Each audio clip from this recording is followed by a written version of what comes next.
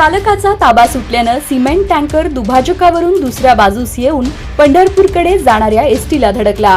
आपण ही दृश्य राजनीती चॅनलच्या माध्यमातून पाहत आहात। हा अपघात बोंडले येथे झाला आहे।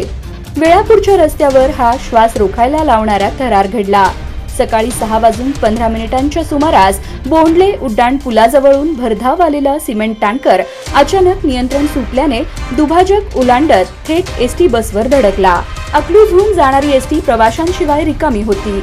एसटी चालक मंगलसिंह साळुंखे आणि वाहक उर्मिला हरिहर हे नेहमीप्रमाणे आपल्या मार्गाने जात होते, पण अचानक विरुद्ध दिशेने आलेल्या सिमेंट टँकरचा वेग अनियंत्रित झाला आणि तो थेट दुभाजक तोडून एसटीवर आदळला। काही सेकंदात धुराचे लोट पसरले आणि आजूबाजूच्या लोकांनी धावत येत मदतीसाठी हातभार लावला।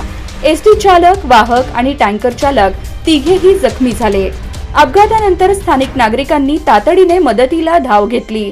जखमींना वेळापूर येथे उपचारासाठी हलवण्यात आलं, तर वाहक उर्मिला हरिहर यांची प्रकृती गंभीर असल्याने त्यांना पुढील उपचारासाठी अकलूजला हलवण्यात आलं आहे।